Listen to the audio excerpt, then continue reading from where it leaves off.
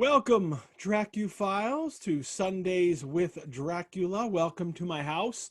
Enter freely and of your own will. This is chapter 22 of Sundays with Dracula. It's really flying. I am Edward G. Pettit of the Rosenbach in Philadelphia, the home of Bram Stoker's notes for Dracula. Over 100 pages of outlines, early plot ideas, and research notes compiled by the author over the 7 years he developed and wrote the book. It is an extraordinary record of the conception and development of a novel. We will see something from Stoker's notes today. And joining me today as co-host is horror theater maker, ghost story archivist, and for October, horror movie host, Josh Hitchens. Hey, Josh. Hello, everyone. Hi, Ed. Great to be back. Great. I am so excited to, I want you to tell everybody about your 62 horror movies project. In which you get to be a horror host this month, in audio format at least. But first, I need to open this coffin and reveal its contents because I'm very excited about having this. I'm even going to put my pipe down. This is a two-handed job.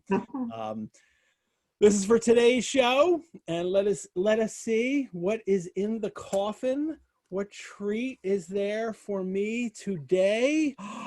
It is Grave Robber Unholy Rye, a bottle just for me to drink.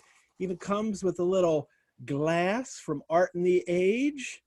Let me take care of this. I put this little bat on the box. I'll tell you about where the coffin comes from in just a minute. The Grave Robber Rye is from Tamworth Distilling in New Hampshire. They are sponsoring my cocktail drinking on this show. It is Grave Robber is an unholy rye whiskey infused with maple syrup tapped from graveside maple trees. On the property of Tamworth Distilling in New Hampshire lies a malignant old maple whose roots burrow deep into the nearby unmarked colonial era graveyard. So they wanted to know what would happen if they tapped some of the sinister sap and added it to our whiskey. It is supposed to be sweet, spicy yet sweet, evil yet divine. The life of the grave robber begins when yours ends. Drink it if you dare. I will dare, and I'm actually trying this for the very first time on the air. And it is well sealed. It's a gorgeous little bottle here. It is well sealed with wax, and I have to make sure I can get it open without slicing all of my fingers off. And there's a thing I pull here. Good, that comes off nice and easily. And now more wax, and then I think I can, there we go. It's a 90 proof 3-year-old rye whiskey, and it has the essence of the underworld, of course, with a unique flavor profile sourced from the colonial era maple, whose roots twist throughout the unmarked grave site of Great Hill Farm. It is, of course, historically taboo across New England to tap graveyard maples, as it has long been feared for risk of disturbing the dead. There's a placard at the graveyard where they take this from, and adorning the small cemetery just down the road from the distillery, and it reads, "Here lies early settlers. Their names may be forgotten, but their souls are registered in heaven." So we're gonna pour some in here. Oh my gosh, I can't wait to try this. So, to the dead who contributed to my drink.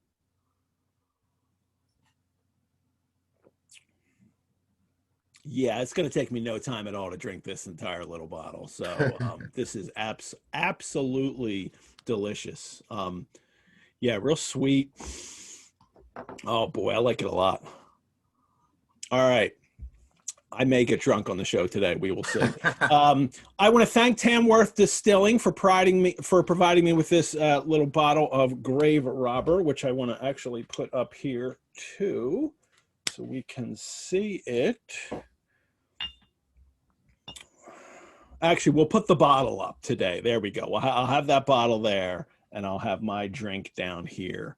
Over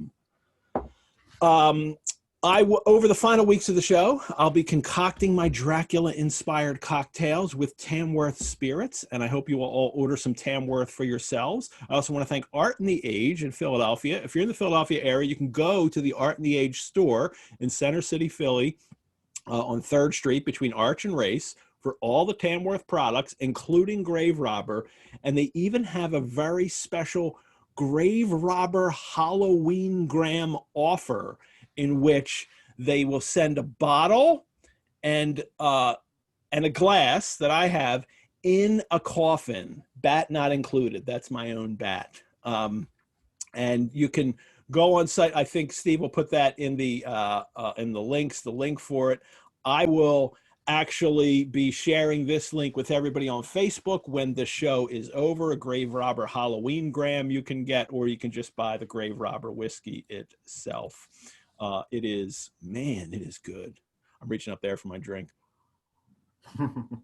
Wow. So it absolutely works to wait to the show for me to try it. I mean, that was well worth the wait for me. So I hope you all enjoy some of that. Josh. Yeah. I want to hear, and not everybody wants to hear, about your 62 horror movies project and how they can listen. Tell us about the project and tell us how they can listen. Sure thing. Well, I've always been really in love with the idea of horror hosts and the history of horror hosts. There's a really great documentary that I think I mentioned before in the Sundays with Dracula Facebook group called American Scary, which is streaming for free on Amazon Prime. And then I watched it as soon as you recommended it and loved it. So yeah. although they really didn't have Dr. Shock in it, they mentioned him. They mentioned. I was just hoping for more Dr. Shock. He's a Philly area horror host people don't know from the 70s. So go ahead. Yeah. So that's a great documentary to watch. It goes from Vampira and Zachary all the way to the present day with folks like Joe Bob Briggs and Svengoolie that are still going. And it's always been a format I've really enjoyed, of having someone who tells you little stories or tidbits about the movies that you're about to watch. And of course, Halloween is always my favorite time of year, but I found that over the past couple years I've been so busy that I haven't really been able to fully enjoy it and watch all the scary movies and creepy movies that I would want to watch in October.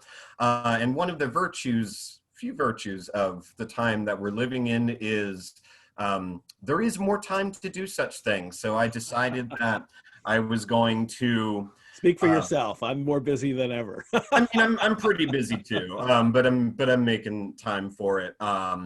So I decided that I was going to, in podcast form, do that, sort of do introductions to my favorite movies. And I tried making a list of my 31 favorite Halloween watch movies, and after literally 5 minutes realized that was absolutely impossible for me. How can there be only 31? Yeah.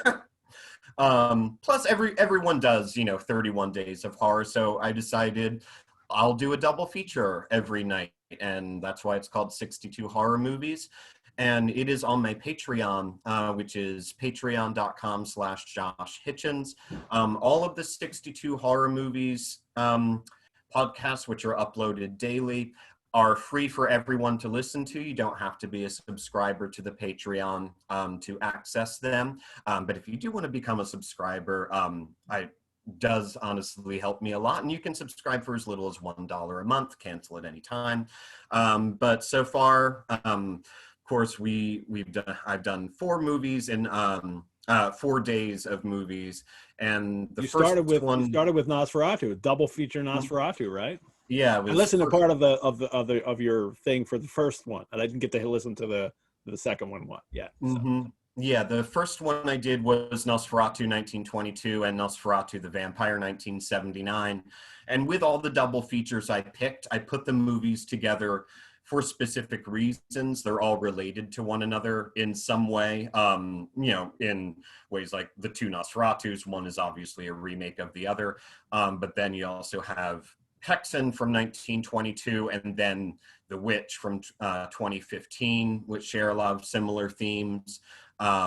So I'm having so much fun doing it, and I hope that folks enjoy listening to it. And I think you don't have to watch the movies to listen to the podcast. You can, just learn more about them. But in the Patreon post, I also list where you can find each movie online for free, if possible, in a legal way. I'm not advocating piracy or anything like that.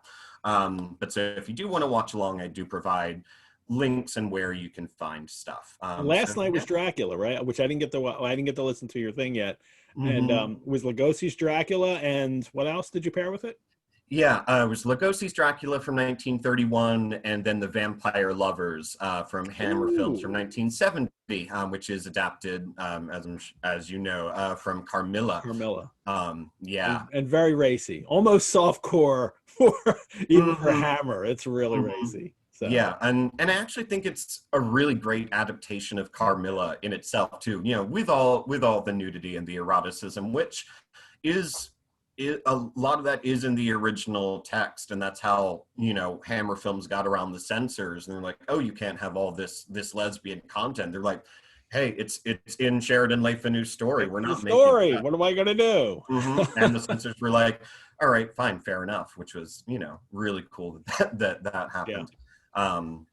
So tonight you have Old Dark House, great James Whale film with Karloff, and you've paired it with Haunted Honeymoon. How did you come up with that pair? I would never have thought of the do Haunted Honeymoon. Gene Wilder, Dom DeLuise. Is that a Mel Brooks film? No, it's Mel Brooks. Yeah, it's not a Mel Brooks film, but it's written and directed by Gene Wilder. But Wilder directed it. Okay, I didn't know. Yeah, very much in the vein of the movies that Mel Brooks and Gene Wilder did together, like Blazing Saddles, Young Frankenstein specifically. But Haunted Honeymoon, like The Old Dark House, has been one of my favorite movies since I was very young. And Haunted Honeymoon is really almost, in a lot of ways, a remake of The Old Dark House. There's a monologue in The Old Dark House that an actress named Ava Moore does that I think is one of the greatest horror monologues in history. It starts with, like, they were all godless here, and she just does this whole speech. And in Haunted Honeymoon, Dom DeLuise, who plays the role of Gene Wilder's Aunt Kate in drag, makes her entrance in that movie on the staircase by doing the entire monologue from The Old Dark House, and then she flies down the banister. I didn't remember that. That's awesome. And Haunted Honeymoon has a lot of other elements, like there's a 1930s old-time radio horror aspect to it that I love. There's werewolves in there and lots of spooky goings-on, and I think it's kind of a forgotten movie. It is. I had not remembered it anymore. I mean, I remember watching it when it was new, and don't think I've ever returned to it, so I'm going to definitely look that up.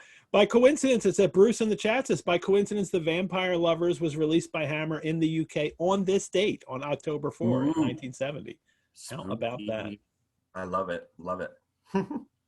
Well, I look forward to listening to almost all of these, almost every day, at least one of the films I really love, and I can't wait to listen to your take on them. And I am a supporter of Josh's Patreon page. I would encourage you all to do the same. I really enjoy the content. I've always enjoyed the work that you've done, Josh, and I'm happy to support you.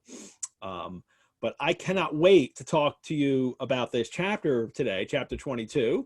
It is because that's what we really do. I know I drink here. I know we talk about, our projects and things like that. But what we really do here on Sundays with Dracula is illuminate, unravel, disentangle Bram Stoker's novel about bloodsuckers in the 1890s, one chapter at a time for 27 weeks. Bram Stoker's notes for Dracula are just one of the many gems of the Rosenbach's collections. You can go online. You can see some of our collections guides, as well as our gallery gateways of past exhibitions and other virtual programs and courses we are creating. I'll tell you about some of these at the mid-break. But I also want to tell you that the Rosenbach is now safely opened for members only. If you're a member of the Rosenbach or Dracula Club, that makes you a member of the Rosenbach. You can set up an appointment to come see to come to the Rosenbach to see the the exhibitions that we have up now. I don't want to say what exhibitions they are in case I'm wrong.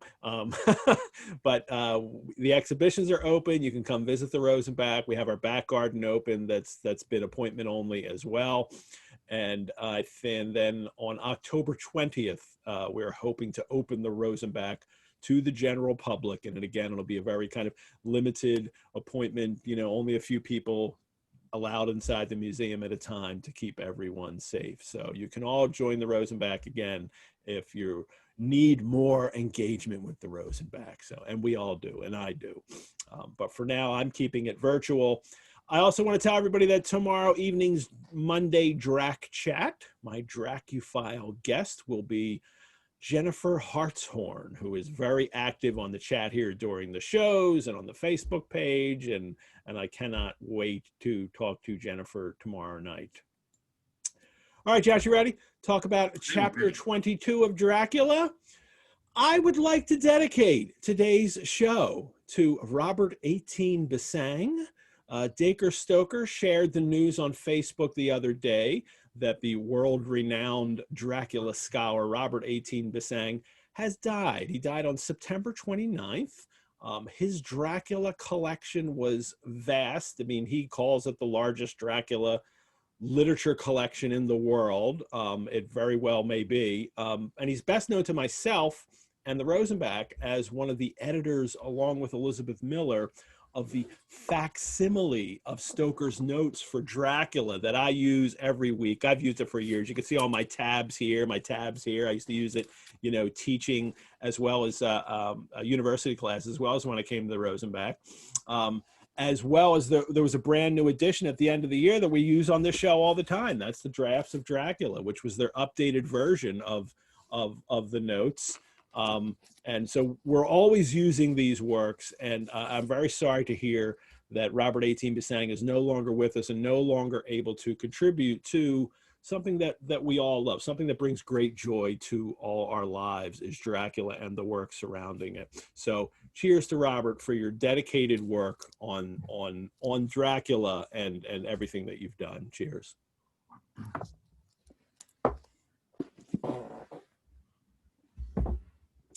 Chapter 21, the last chapter, was when Renfield died. Dracula attacked Renfield, he died. Mina was attacked by Dracula for either the second or third time. I kept saying third time, and as I keep going through it, I don't know, that middle night in between, he may not have attacked her. It's kind of hard to tell in the text. And I'm pretty certain Les Klinger doesn't think he attacked her. He attacked her on one night, not on the next, and then on the third night when they catch him.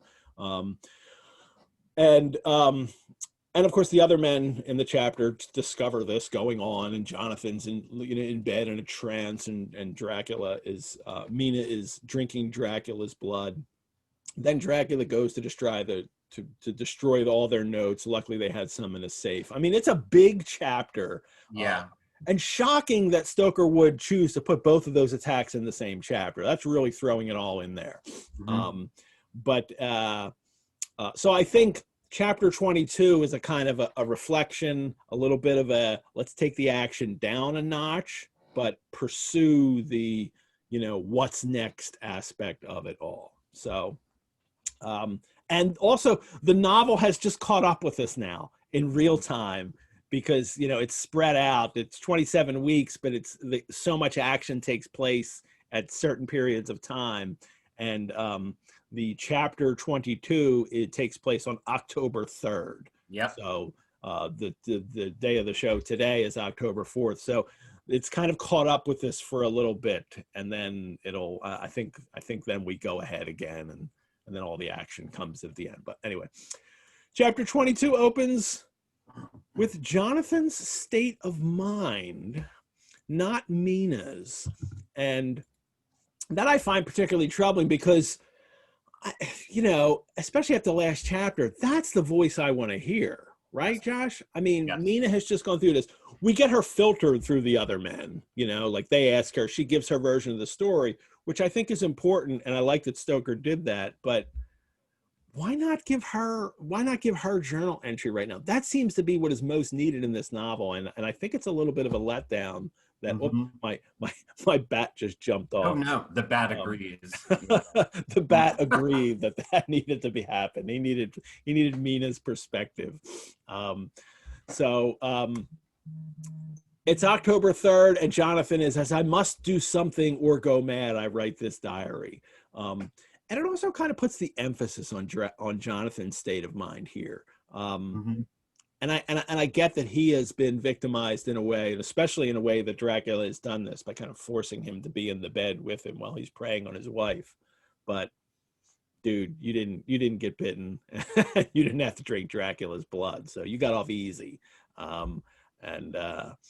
He writes, I must keep writing at every chance, for I dare not stop to think. All big and little must go down. Perhaps at the end, the little things may teach us most. Which is interesting. It almost sounds like Van Helsing there. And then this poor Mina told me just now, with tears running down her dear cheeks, that it is in trouble and trial that our faith is tested, that we must keep on trusting that God will aid us up to the end. The end. Oh my God, what end? To work. So Mina gives him hope, as she's done throughout. Whenever the men are at this, like, it's the end. Oh no. And Mina is the one that has words of hope for them. So at least there's that, right? Mm-hmm. Yeah, I do think it's interesting. Like, I totally agree with you that I think the novel would be better if we were inside Mina's mind at this point. She's the one that we really want to be hearing from right now after the intensity and the horror of what happened to her in the last chapter. I do think it's interesting, though. I think this chapter is a kind of reset in a lot of ways. The chapters previous to 21, like, it's kind of a slower portion of the novel. Like, we know that Dracula's circling around Mina, but it's kind of underground and they're trying to find the boxes. And then in chapter 21, you get this explosion of horror and you get to see more of Dracula than we've seen really since the beginning. And there's something about the way that Jonathan writes in this chapter, especially at the beginning, that I think takes us back to the very beginning of the book, that sort of urgency to get the thoughts down, that I must record, I must do this, or I'm going to go mad. It's very much like how he wrote when he was in Dracula's castle. And I think this is where Jonathan Harker kind of starts to become interesting to me personally again, because we sort of see that desperation to him. Yeah. So I agree, should be Mina talking, but I think since we're in the home stretch of the book now, I think it's a nice callback to the first part of the book that is so intense with Jonathan. Yeah, that's a great point. And the last few chapters, I really think that, Stoker's almost been kind of, going on this Jonathan reclamation project, that I need to make him seem more heroic. So people keep commenting on how heroic and strong he is, and his investigations, he's, doing, exceptionally well and tracking down the boxes. And this could be a big setback for him, but it at least, kind of puts him also, and having him narrate this part here, he also needs to be center stage in fighting against Dracula. So Adam has a question later about Jonathan as character in this that I want to hit later, but I'm really kind of thinking a lot about how the other characters are relating to Jonathan right now after what has happened. So after he has been, especially for, this Victorian heavy masculine world, Jonathan has really been emasculated, has really had his power taken away from him by Dracula has done to him by putting him in a trance and leaving him in the bed while he preys upon his wife. I mean, it's the kind of ultimate in cuckolding that Dracula could do with it. It's worse than even killing him, in a sense, for their male Victorian sense of honor. But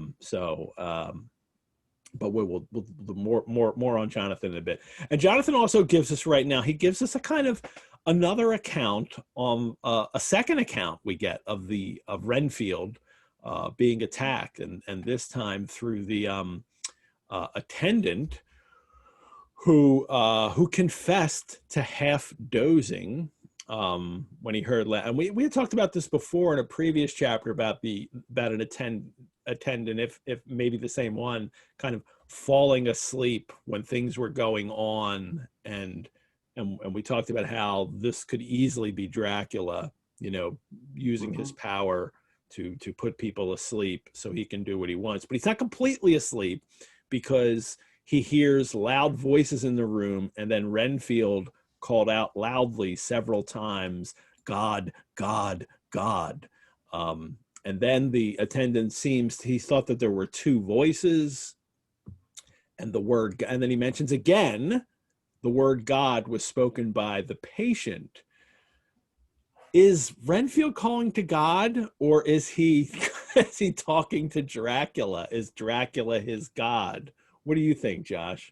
Yeah, I think that's a really interesting point. And going back a little bit, Renfield's sort of speech in chapter 21, I think, is honestly my favorite, spoken text in this entire book. The whole, he came up to the window in the mist, laughing, red mouth, all that. I'm sorry we didn't have you here to read it. I had to read, and I only just skim read it. So like when I do my solo version of Dracula, that is hands down my favorite part to do.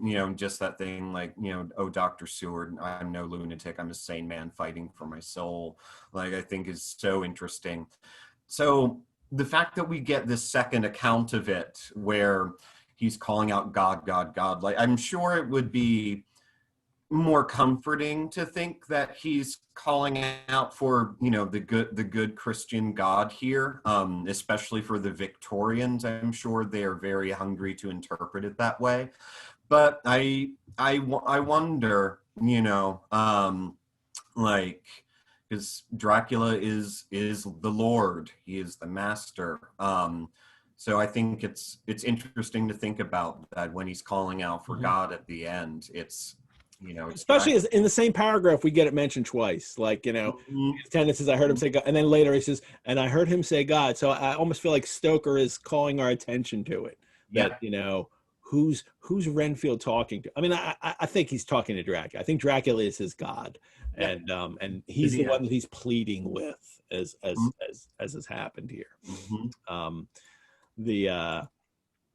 So that's the other little details we get for this. I mean, not much else, but I find it interesting. And also it's interesting that Stoker felt compelled that I need to give a few more details about Renfield and his demise. We don't learn anything new about it, except that, the calling out to God.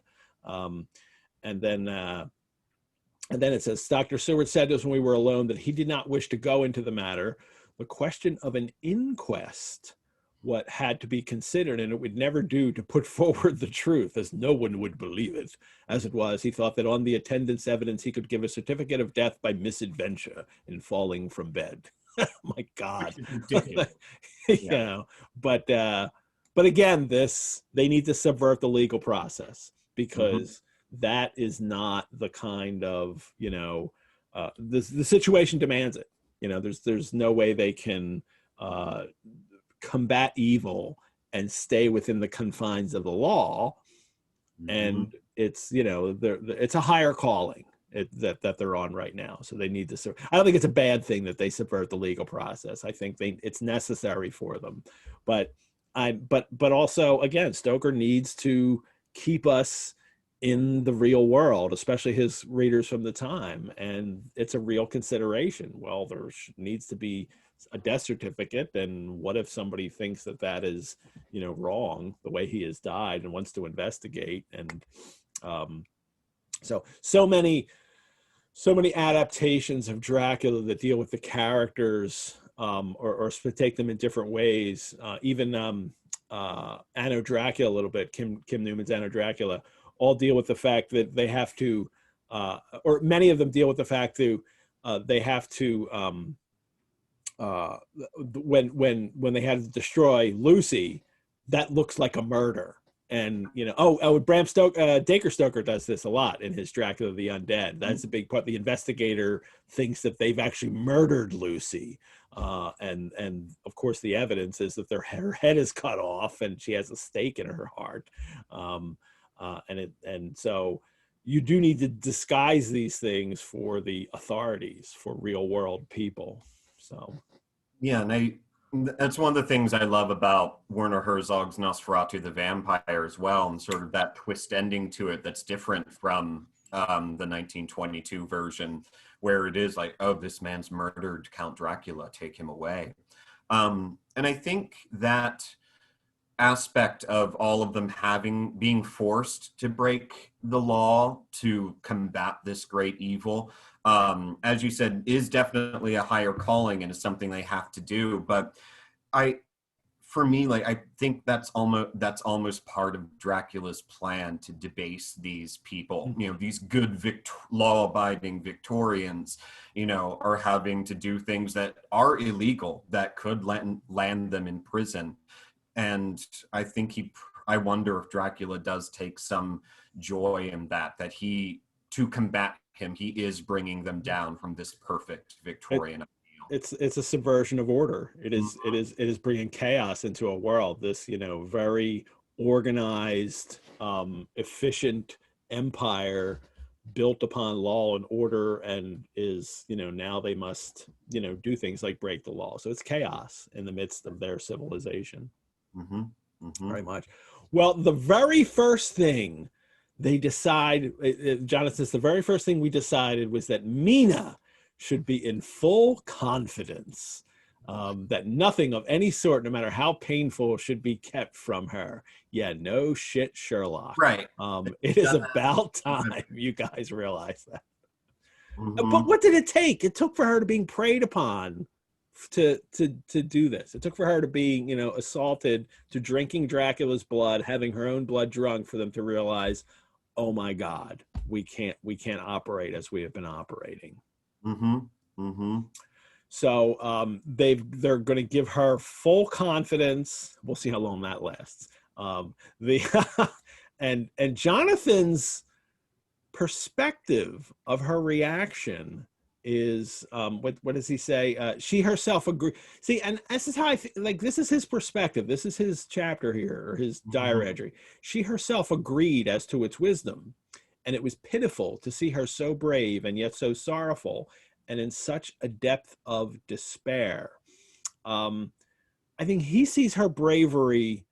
He sees her as showing bravery amidst despair, but we, for a fact, as readers, know that she must be relieved, because because in the past, when Jonathan said Mina is, Jonathan's impression of Mina before was that she's upset, but she's upset because of how awful this whole situation is. But actually, what she has said to readers in her own diary entries was that the first thing she was upset at is that she didn't know what was going on, and that greatly led to her anxiety. And so Jonathan has already been wrong about how she feels and how she feels about the situation. And I think he is here too, because I think she's relieved. I think that must be enormously relieved that she can finally, that, because she's never wanted to be kept out of the loop as they have done. So yeah, and the words that she says, according to Jonathan, there must be no more concealment. Alas, we have had too much already. Yeah. Like, I think there's a rebuke in that. It's like, you shouldn't have done this in the first place. Like, look what happened to me. Yeah. So I think that's an interesting thing that comes through here too, even though it's Jonathan's perspective. Like, we really get her spirit in that. Yeah. I think. And she's also, and I love how she's also, realistic about it too. She's like, there's nothing in the world that can give me any more pain than I've already endured. Like, I already had to go through which again is a little bit of a rebuke. Like, dude, you were in bed, you couldn't save me. None of the men took precautions to prevent this from happening. But for her, it is a new hope or new courage that she, can go on now and know everything. Of course, Van Helsing is, like, how could a woman be okay with this? Are you not afraid, not for yourself, but for others from yourself, as to what has happened?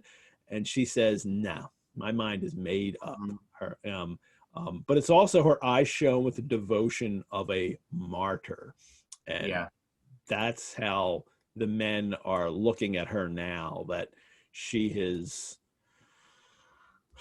that it's martyrdom. That is, that is how they see her bravery right now. And I think the men need to test her, to test the person who has been bitten by Dracula. Yes, we're going to tell you everything, but they're going to have a hard time with that, because they don't know how she's going to react. She says, because if I find in myself, and I shall watch keenly for it, a sign of harm to any that I love, I shall die. She's like, don't worry, I'd die anyway if I was going to harm anybody.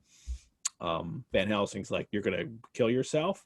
And she says, I would, unless somebody would help me, like send me off. I mean, this is all very grim. Yeah. For myself, Van Helsing is, for myself, I could hold it in my account with God to find such a euthanasia for you, even at this moment, if it were best, nay, where it's safe, but my child. So Van Helsing, he's like first in line. Now, this is like good and bad. It's like, I get that you want to spare her and help everybody in the situation. I understand that, but Van Helsing's first in line. I'll kill you. Okay, I'll kill you if I need to. And you shouldn't be volunteering for that job. Like, you should hold back. Let maybe, circumstances dictate what you are supposed to do. But this is the zombie question that we have too. Like, if your family member turns into, I always joke with my kids, that don't worry, kids, I'll kill you if you become a zombie. Like, but it's a joke. It's like, that should make you feel better. But that doesn't make you feel better. That's the joke of it. It's like, you wouldn't want your family. You wouldn't, first of all, want to be in the position to have to kill your family members if this situation happened, and you wouldn't want your loved ones to have to kill you either. But this is the situation that they are in, and Van Helsing is okay with killing her, but there's the big but here. He says, well, we can't, because read that there are here some who would stand between you and death. Yeah. There are here some who would stand between you and death. You must not die. You must not die by any hand, but least of all by your own, until the other who has fouled your sweet life is true dead. You must not die, for if he is still with the quick undead, your death would make you even as he is. No, you must live. You must struggle and strive to live, though death would seem a boon unspeakable. You must fight death himself, though he come to you in pain or in joy, by the day or the night, in safety or in peril. On your living soul I charge you, that you do not die, nay, nor think of death, till this great evil be past. Yeah. Which is also a little bit adding to the Dracula, the vampire lore here, that if you're killed while Dracula is still undead, then you're doomed. But is it, does he say it's the other way around? But even as he is, you must live, you must. So I guess it's the flip side that is, so does that mean if Dracula dies, you're not a vampire anymore? He doesn't seem to go into that, but Van Helsing doesn't know everything anyway, as he's shown, and as the book has shown. And I think, like, I'm glad you asked me to read that, because I really love that passage there. Because as I've talked about, I think most of the times I've been on here, like, for me, Dracula is in so many ways a novel about sexual violence and surviving sexual violence. And like Mina has been sexually assaulted, as you said earlier. That is just the plain and simple fact of it. And like is dealing with all that comes with surviving that. And I find it very moving in this moment that Van Helsing says, like, you must not die. Don't kill yourself. You have to live. You have to try and stay with the light. And I think that's one of the pieces of this novel that, like, for survivors, I think hits really, really strongly. And the fact that it does that, and also, as you just said, like, advances the vampire lore a little bit, I think is one of the reasons why this is a great book, because it's doing both of those things at the same time equally powerfully. Yeah. It's also, and I agree with you entirely, but it is also problematic in that it's Van Helsing mansplaining. It is Van Helsing letting a woman know how she is supposed to react towards, you know, her assault. And so when we can't escape that, we can't escape it because the author himself is male and from that perspective. So even when he's doing female characters, it's still, you know, this is his work. So again, this chapter should be from her perspective. Yeah, that would have helped greatly in with that issue. Van Helsing finds her, or Jonathan says she was so good and brave that we all felt our hearts strengthened to work and endure for her, and began to discuss what we were to do. And then, you know, she was to have all the papers in the safe, and all the papers of diaries and phonographs we might hereafter use, and keep the records as she'd done before. So they're going to, you know, put her to work, that she's going to continue to do the work that she was doing to help this group defeat Dracula, work that they needed to do. Like, there was no way they were going to get organized and do this without Mina's help. And actually, it was all her idea to begin with, is to get this all in order so we can find him and destroy him. And they're strengthened by her, that this, you know, that it's good that Mina is inspiring, but it's still a little bit of that, you know, woman on the pedestal thing. It's still a little bit of that angel in the house, that's, you know, how they view her as their inspiration. And they should really be looking to her for leadership and instead of just giving her the, you know, the record keeping job. But that's who they are, and they're not going to change that. You know, and I think it's a really great thing that Mina as a character is so much stronger than how the men portray her. Like how we're reacting to it now. They're like, oh God, you're talking about her as if she's so precious and good. And, you know, no, she's strong. As I think Danielle said earlier in the chat, like, Mina's a badass. Yeah, I'm smarter than all of you. Yeah. That's why I named my cat Mina, because Mina is awesome. There you go.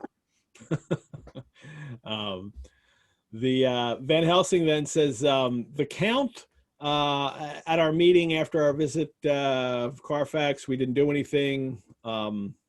It's good that we didn't do anything with the earth boxes, because then the Count would have guessed our purpose and would have taken measures to advance, you know, his to combat us, to defend against us. But, you know, and he doesn't know we're trying to track all the boxes. I don't know. None of that stuff is hard to figure out if you're Dracula. And he's also heard them. We know that he was a bat at the window listening to them plot, and then they then they saw him and he left. So he's heard them plotting against him. He's obviously knows, because he's been in Mina's head now. He knows from Renfield. So he does know more than Van Helsing is giving him credit for. But Van Helsing here, I like that he finds hope in this struggle. And this might be the first time that he's been so hopeful. What does he say? That we may track the very last of them, meaning the boxes. Today then is ours, and in it rests our hope. The sun that rose on our sorrow this morning guards us in its course. And this is the first time that he's kind of really been that hopeful. He's usually determined in the face of this foe who is going to destroy us all, you know, and we can all be vampires. Like, it's always the negative, determined again in the face of the negative, almost like the Anglo-Saxon worldview that he has, and which goes well with him being this Northern European. But here he's finding hope in it, and hope in the sun, and maybe that's the Mina rubbing off on him. Mm-hmm. I think it absolutely is, for sure. Yeah. And he says that Dracula, we may, if he go through, that Dracula doesn't have his supernatural powers in the day. If he goes through a doorway, he must open the door like a mortal. If we have not yet catch him and destroy him, that he has this, that he doesn't have his supernatural powers during the day. But he's also forgetting that this novel, and Van Helsing himself has set it up, that Dracula has a kind of limited power at sunrise, noon, and sunset. I mean, it was specifically said in the book that that's when he can change. At noon, that's when it's the most sunny, people. Dracula can actually change at noon. And it was in chapter 18, he said, his power ceases, as does that of all evil things at the coming of day. Only at certain times can he have limited freedom. If he be not at the place whither he is bound, he can only change himself at noon or at exact sunrise or sunset. And Stoker really takes the time to establish this thing about Dracula too, because he uses Renfield, and Renfield always grows dangerously restless at those times of the day, at sunrise, noon, and sunset. And in a way, I almost think that it's a complication that Stoker put in early in the novel, and then he's just like, yeah, I'm not going to follow up with that. Maybe the very end of the novel, when we get a sunset, that there's this whole thing about exactly at sunset, but we're not going to get that now. But even the noon thing, I think he's this, like, it doesn't matter. Like, what are we going to encounter right at noon? Because apparently by this reasoning, right at noon, Dracula can transform into anything. Like, he has his power right at noon. So that's overlooked, but I think it's overlooked in a way that Stoker wants us to overlook it. That's a bit that was too complicated. We're going to simplify a little bit. Yeah. He doesn't have his power in the daytime. Well, we'll find out what power he has in the next chapter, because he isn't completely powerless. And they're going to go to the house in Piccadilly. Oh, and he also says they're going to pursue him like a hunter pursues prey, like kind of box him in, drive him to bay in some place where the catching and destroying shall be in time sure. So they're going to go to the house in Piccadilly, and they may have, first Jonathan starts up, and Jonathan's like, whoa, we gotta do this now. Jonathan wants to take action immediately against Dracula. And Van Helsing says, no, let's go find Dracula's office records first. Which may sound like a really unglamorous way of fighting monsters, but I can always go back to this. It's one of these ways that Stoker makes this novel realistic, and I actually really like this part of it too, because it is, if you have all the deeds of his purchases, his keys, his checkbook, you can really track him and put him at bay and find out exactly where he is, and it's understanding your enemy that is a bit unglamorous in fighting monsters, but that's and of course Jonathan doesn't want to do that. Jonathan just wants to go fight him. Like, he's just assaulted my wife. I just want to go kill him, and Van Helsing has to hold him off a little bit on that, but I think rightly so, and I think that works in the novel. But then as Jonathan's Jonathan's pushing this point. We've got to go.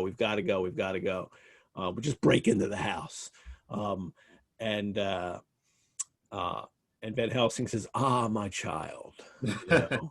And this is where Jonathan's frantic, and Van Helsing has to calm him down. He even calls him my child. And here's where Adam had a question.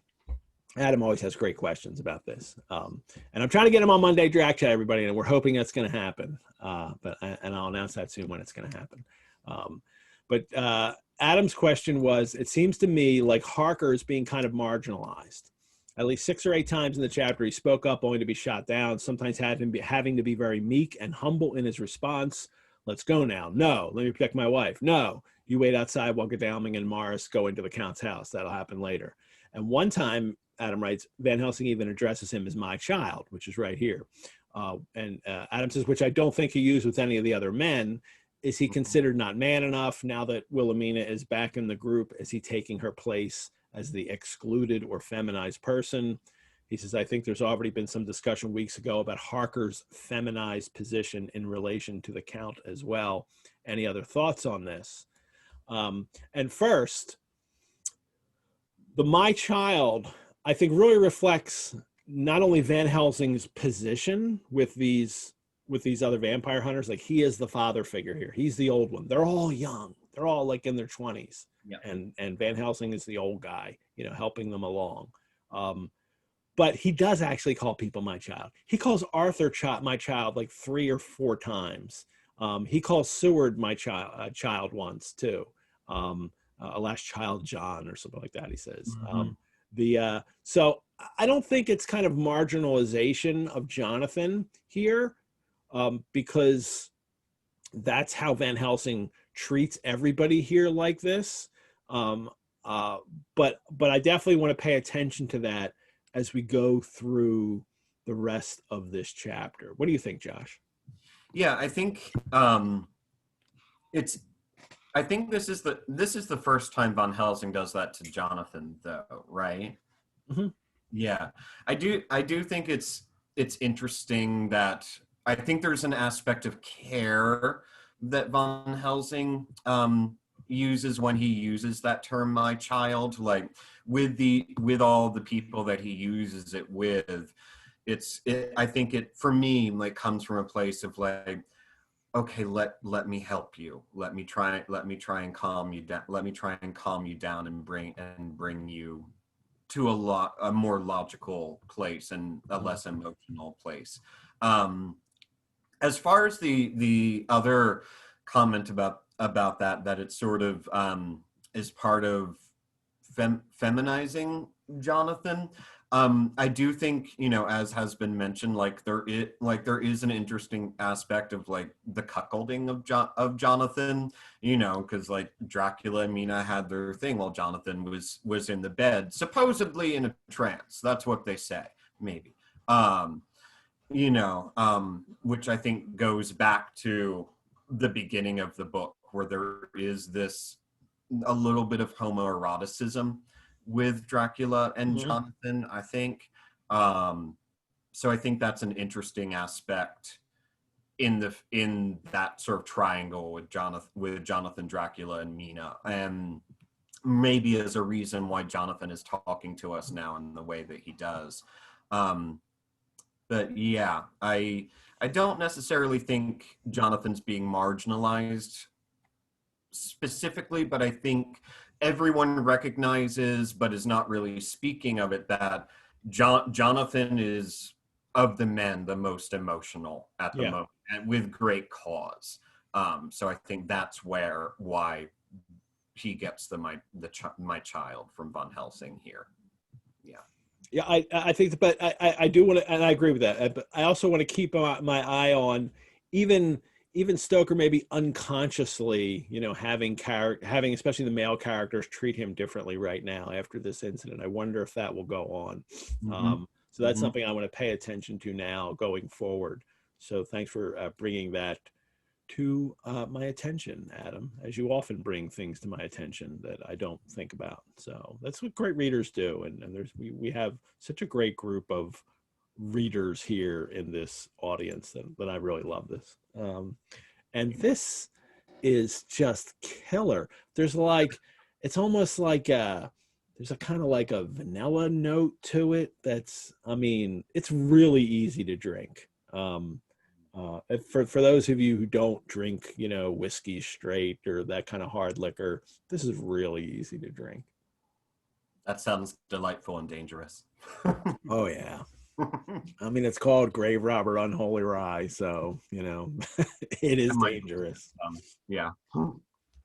If Van Helsing also warns him too. This is very smart that that if they don't want to break into the house, especially in the day, that they should get a respectable locksmith and set him to work to pick the lock. And then the police will see that and it'll just be like, hey, we're just picking to lock our house. Hey, and it looks reasonable, so they won't get in trouble. It's the power of perception that if you're sneaking into the house, breaking a back window, and somebody sees you, they're immediately going to call the police. But if they see you at the front door with an actual locksmith and you're working to get in there, you will look like you belong to that house. So, and Arthur shows his kind of strengths in this monster group, like the role that he plays, the things that he brings to the table, and that he says he's gonna. I can have my horses, a carriage waiting for us to help, and I can be of some use here. I shall wire to my people to have horses and carriage where they will be most convenient. And Quincy then comes in here and kind of shows like everybody's contributing here. I like this. Yes. Quincy jumps in like a little bit of strategy, like but no, we don't want that fancy carriage. Mm-hmm. Yeah, the fancy carriage city that calls attention to us. So we can take a cab because there's cabs all over the place. So friend Quincy is right, the professor says, so they're all ready. This is what they're going to do. They're going to go break into the house in Piccadilly and proceed from there. And then we get this Mina took a growing interest in everything. Read that paragraph there. Yeah. Mina took a growing interest in everything, and I was rejoiced to see that the exigency of affairs was helping her to forget for a time the terrible experience of the night. She was very, very pale, almost ghastly, and so thin that her lips were drawn away, showing her teeth somewhat prominently. I did not mention this last, lest it should give her needless pain, but it made my blood run cold in my veins to think of what had occurred with poor Lucy when the Count had sucked her blood. As yet, there was no sign of the teeth growing sharper, but the time as yet was short, and there was time for fear. That's a good one. That's a good little paragraph too. Well read. Right. You find these little paragraphs that are really well constructed and really contribute to the mood of the novel and everything here and there that I really like. Mina is well, I like too that it's this Jonathan's watching her, right? Like he's observing her and I certainly out of care, and he demonstrates that frequently that that Jonathan's not callous at all towards his wife. He does, even as much as he's like, oh, I'm so damaged by this, he's always giving to her. So I think that's good for him there. But the fact that he's watching her in a kind of careful way and seeing her, looking at her teeth, and shows the precarious position that they are all in. That Mina could turn into a vampire, and but at least by the rules here, she's going to die before she turns completely. The whole thing is elongated with Mina through the rest of this novel, so it's kind of hard to figure out the rules. It's because she drank his blood, that this is a different process. Maybe she doesn't have to die because she has drank Dracula's blood, because we don't know if Lucy did or not. I think people most often think that Lucy must have drank his blood and that's how she became a vampire, but we don't get that. I mean, he saved that incident for Mina, and maybe it means that Mina doesn't have to die. Like maybe she'll turn without the death, or who knows. So it is, but they have to keep watching, and they have to watch her teeth, like make sure her teeth, and they're already becoming more prominent. Or is it just that's the way Jonathan's looking at her right now? I mean, is it his perception? that that's what he's so concerned with. So that's what he sees. So that's where we're at. So before we get to Piccadilly, well, actually, there's a question here. Let me see if I can. It's a good question here from Anastasia. She's fascinated by the emphasis in this chapter on appearances of people looking like they belong to a certain category, behaving in ways that fit with who they are, with appearances not standing out, and how that aligns with these Victorian beliefs about order and everybody having a class they belong to and ways they should behave in, and how that relates to Dracula as an infiltrator. Yes, and especially I think in line with something I was already saying, that how that's part of what Dracula is. If order and the way things are supposed to be is comforting and is how we live our lives, that Dracula is constantly attacking that kind of thing, and the fact that he looks like he is a respectable upper class person, but is really, evil and is really a beast, is kind of shows the subversion that's going on as he's attacking this society. And it is a whole societal kind of attack that's happening, that if he could destroy order here, he can destroy the society. It's revolutionary. I mean, that's all in the air too here. I mean, the anarchists, have been, attacking public events in London and England in the 1890s. Conrad's Secret Agent is a novel that talks about this. But Conrad kind of makes them all buffoons, the anarchists, and the way they attack the state. But it is a very real anxiety that goes on, and part of that anarchy and is the hierarchical orders of how people relate to each other. Yeah, and I think, Dracula is in so many ways such a great distillation of the Victorian nightmare, because for the Victorians, the way you looked denoted where you were in society. And the fact that, as you said, that Dracula looks like he can fit in and infiltrate that, even though he's this evil sort of beast, inhuman creature, I think is a profoundly disturbing idea to the Victorians, because they're used to the idea that, evil people look like this, they're sort of dirty and grubby and dress shabbily, people who look proper couldn't possibly do these terrible things, which of course we know it's all bullshit. But I think that's one of the reasons why this novel's so great, because it really gets to the heart of that fear that, maybe appearances don't mean that people are good, that evil can wear all these different faces that we think of as good. Yeah, love it. All right, before we get to actually, do we have a we have a goodbye here for, we'll get to, there again, there he goes, the bat has fallen off for the last time there. I'll just have him, he's soaring into you there. Let's hit mid-break here, and let me tell you guys about a few things going on at the Rosenbach. I want to remind everybody about the Dracula Club. If you're not already a member, we are resurrecting this special offer for October. So you have until Halloween, until October 31st, to join the Dracula Club.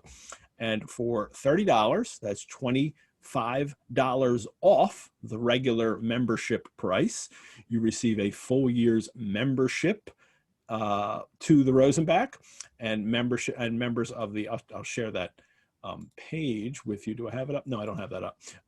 The members of the Dracula Club get free exclusive access to our Monday Drac Chat program, plus 10% off any of our reading courses. I'm going to show you a couple of those right now, and 50% off any Rosenbach programs like Stoker on Stoker, which is coming up this week. Oh my God, is it Wednesday or is it Thursday night? It's Wednesday. Wednesday night, October 7th.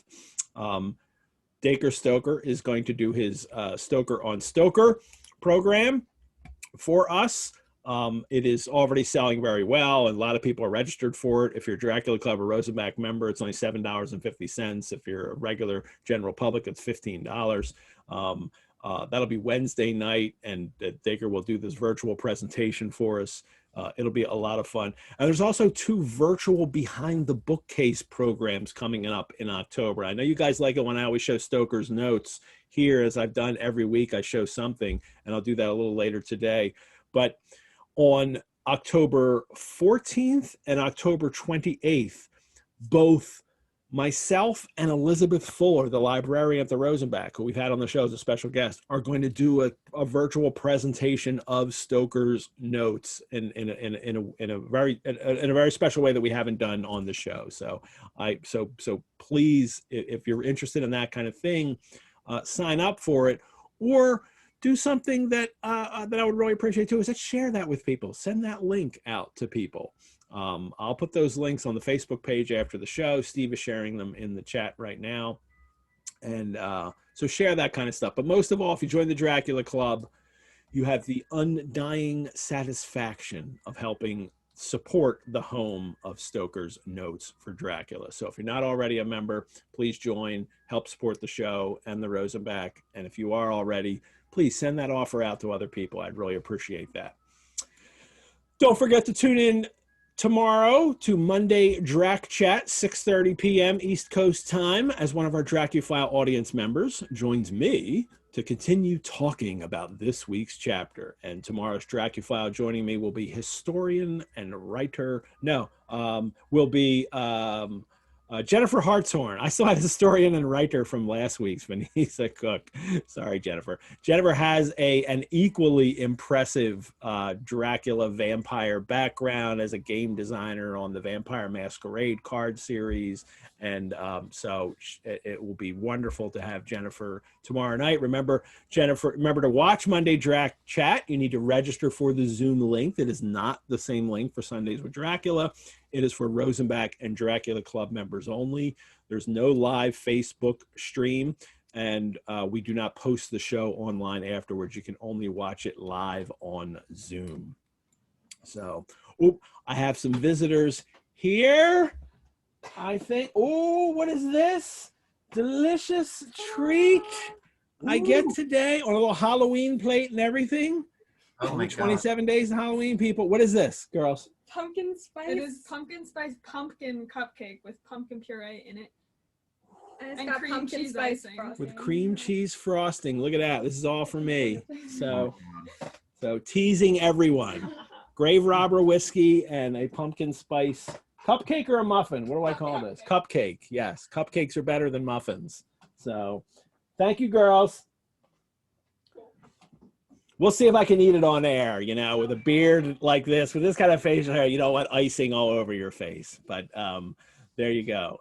So that's a nice, I've been getting treats today. How about that? We are not only welcoming back Dacre Stoker to the Rosenbach on October 7th, but you can also watch me and you can also watch David Skal, who we had just a little bit ago, with me and Dracula scholar John Edgar Browning.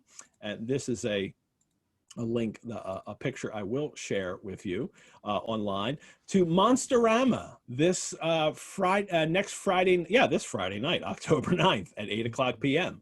I will be on the bill with an all virtual, all free Monsterama that they're doing this year, but they are asking people to donate to the Motion Picture and Television Fund, which supports our entertainment community in living and aging well with dignity and purpose, and in helping each other in times of need. If you love movies and the people who make them, donate to the Motion Picture and Television Fund. And but the program that I'm doing for them is called Masters of Dracula, and John Edgar Browning is moderating David Skal and myself to talk about pull back the curtain and discuss the origins of the most famous vampire. So the 22 weeks that we've done here on the show already condensed, but it's with David Scal as well. So it'll be a lot of fun to do this. I can't wait to be on Monsterama. So another thing I can check off my list, Josh, right? Like now I get to go to Monsterama as a panelist. So we're living the best life. I know this is fun. So, and I do this, knowing full well that there are plenty of people out there who don't get to do these fun things, or maybe have been out of a job, or maybe been hurt by the shutdown and the pandemic. And, but at least I get to come out here and bring some joy into your lives, which is what I hope that I'm doing and will continue to do through the end of this novel. I also want to tell you about, there's some new Rosenbach courses that have just gone up. One of them starts this Friday night, and there's still just a few spots left in it. That's Poetry and Pandemic, New Readings of Chaucer. Great Chaucer professor, David Wallace from the University of Pennsylvania, will be leading in this. It only meets 3 times. It's a very short course. It's only from October 9th, October 23rd, and November 13th. We're actually going to start reading a little boccaccio from the Decameron, a little plague-inspired, work of literature there. And then we'll move into a couple of Chaucer, some Chaucer texts. That starts Friday, coming up on October 9th. There's a few spots left, but only a few. There's a really cool course called Stage to Screen, Great Films from Great Plays. Inquirer theater critic Toby Zinman is teaching this, and she has chosen some great plays that also have great movies. Who's Afraid of Virginia Woolf, Long Day's Journey into Night, Cat in the Hot Tin Roof, and For Color Girls, all in that mix. And just announced, just on sale now, a course on Charles Dickens's David Copperfield, taught by musician and novelist Wesley Stace. Wesley Stace is a great novelist. He's had 5 novels now, I think, that are all, one of them's just better than the other. I mean, they're all really great. And he's also a longtime musician known as John Wesley Harding, although he now just performs under the name Wesley Stace. And I've known Wes for some years, and I've also known that David Copperfield is his favorite novel. So I'm always trying to get him to come in and teach it, and he's finally doing it virtually. And that starts on November 17th. It's on sale now. If you're a Rosenbach member or a Dracula Club member, you get 10% off any course that we run at the Rosenbach. That's all my mid-break. Let's get back to the show, back to the chapter, which is why we're all here and what excites me. They want to go out and to this house, and Jonathan and they're going to leave Mina behind. And to this plan, Jonathan's going to go with one of them, and then Arthur and Quincy in one place, and Jonathan and the professor to the other. And Jonathan, he says, to this plan, I strenuously objected. And so far as my going was concerned, for I said that I intended to stay and protect Mina. But Mina would not listen to my objection. She said that there might be some law matter in which I could be useful. They all have their role to play, and Jonathan's legal status has helped him in his pursuit from the very start here. She said that and that amongst the Count's papers might be some clue. So Mina's like, you got to go. Mina's resolution was fixed. She said that it was the last hope for her that we should all work together. As for me, she said, I have no fear. Things have been as bad as they can be. Whatever may happen must have in it some element of hope or comfort. Go, my husband. God can, if he wishes it, guard me as well alone as with anyone present. So Mina figures that not only can nothing worse happen to her, but God can protect her if he wishes.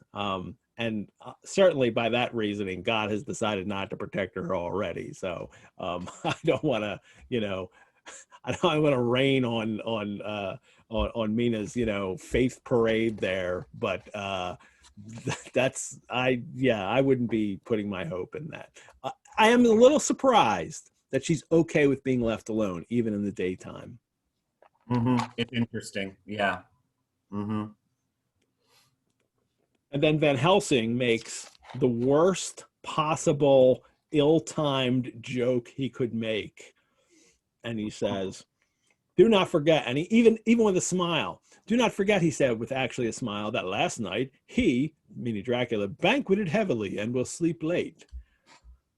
Like, dude, what a room. Yeah. yeah. I mean, that is absolutely a dick move. To, and that, but I think Van Helsing's not used to having Mina around, right? He's used to just being the boys' club. We can all say stuff, and Van Helsing has more than once, kind of made jokes about the danger or bad things that have happened, even with Lucy.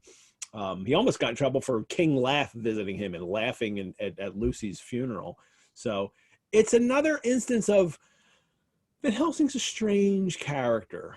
And I think Stoker wants to keep reminding us of that he's a strange person, and he will even say something insensitive like that in front of Mina, who has been victimized. But Mina, according to Jonathan, he says the pain overmastered her and she put her hands before her face and shuddered whilst she moaned. And so even Mina, like, right away reacts like, this is awful. And Van Helsing sees that. He had simply lost sight of her and her part in the affair in his intellectual effort. Well, of course, because you thought it's always been the boys' club. Yeah. And he tries to comfort her.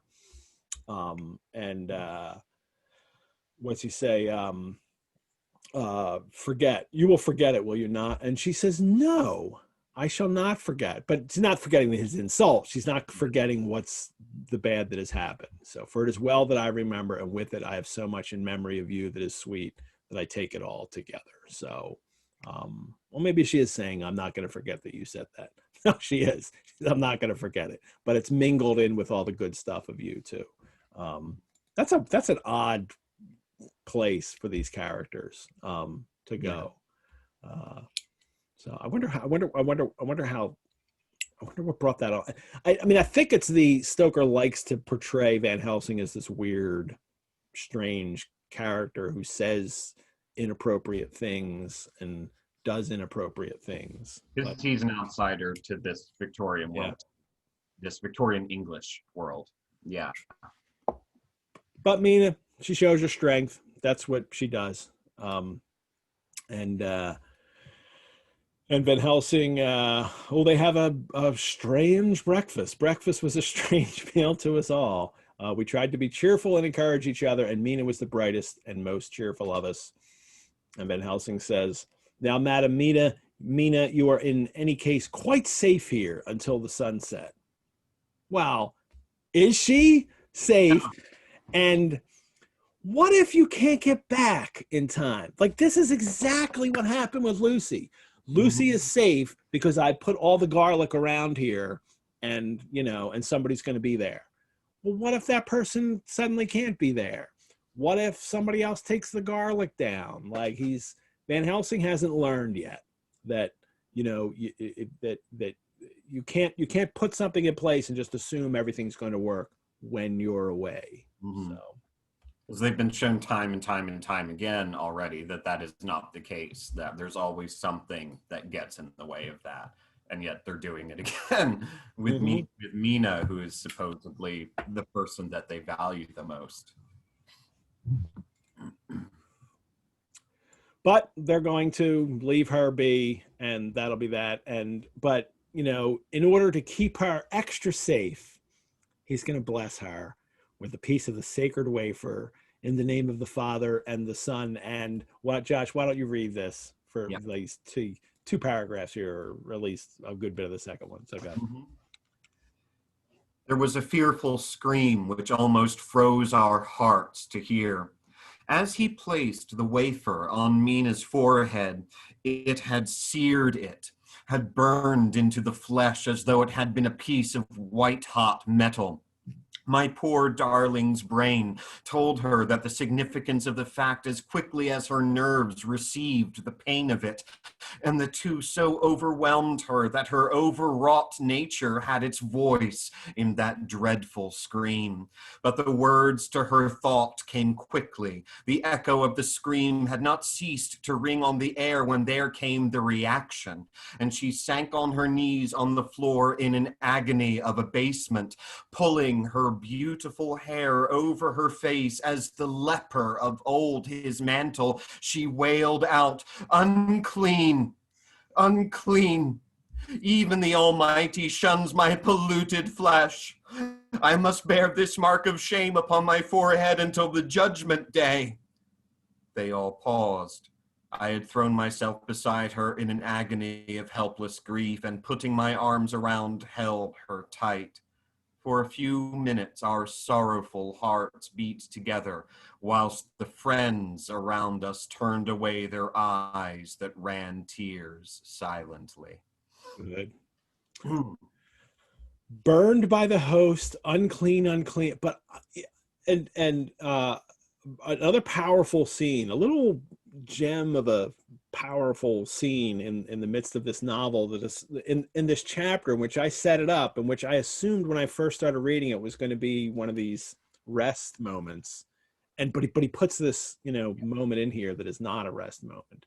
And I really like Jonathan's response that, I threw myself down beside her in an agony of helpless grief, and putting my arms around, held her tight. Mm-hmm. Whoa, that's what you're supposed to do. Like, what a perfect response. That, not that he is, this is happening. Like, Jonathan's not in his own agonies, and I'm suffering here now. And it's all the focus on her. And that's a really nice moment in this awful situation that's happening here, that's happening again to Mina, that Jonathan's first reaction is only to hug and comfort her. Yeah, and he holds her for minutes, and I love just the language of, like, our sorrowful hearts beat together. Like, it's one of those moments where you really see, like, how much they really love each other, and that he is doing absolutely the right thing that he should be doing for her in this moment, just taking care of her, and everyone else in the room is just allowing them to have this time, however long it takes. Mm-hmm. Someone mentioned in the chat right away that there's a Les Klinger. Holly mentions that Les Klinger talks about how there's a different effect, with Lucy. Like, Lucy can have the garlic as she's, in the process, and it doesn't hurt her. She might not like it, but it doesn't hurt her. And she has a crucifix, and that doesn't burn her.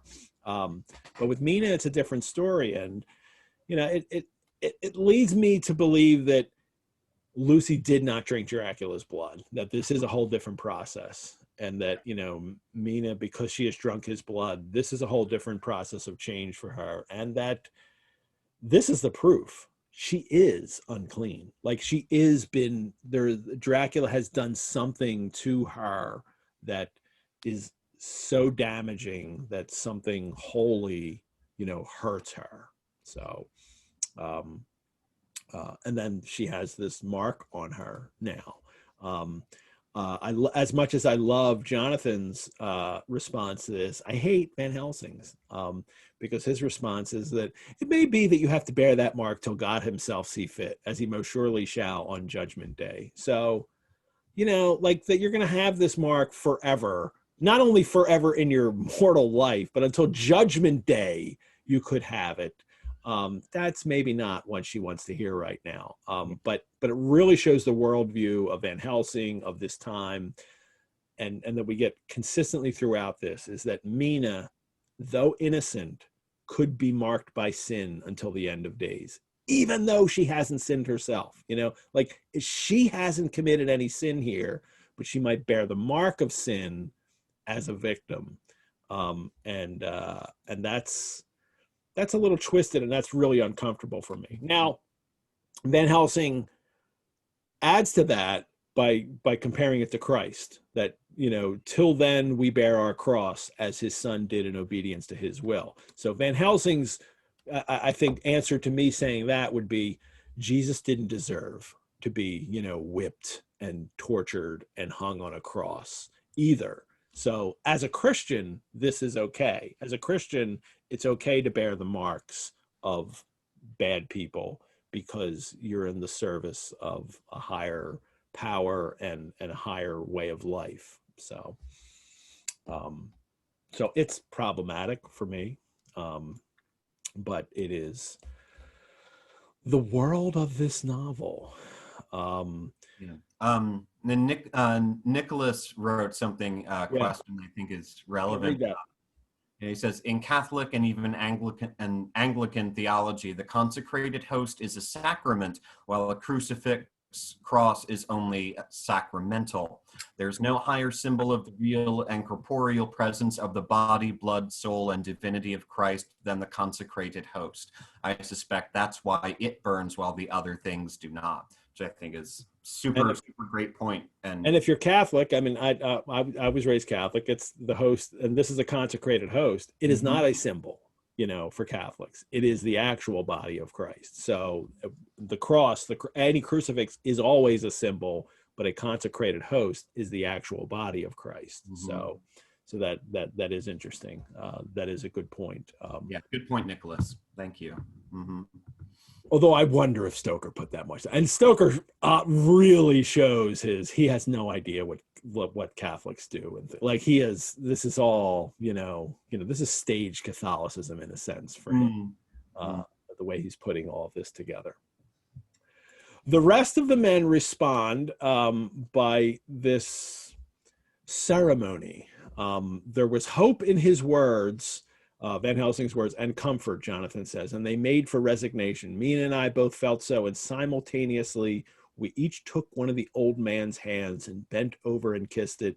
Then, without a word, we all knelt down together and, all holding hands, swore to be true to each other. We men pledged ourselves to raise the veil of sorrow from the head of her whom, each in his own way, we loved. And we prayed for help and guidance in the terrible task which lay before us.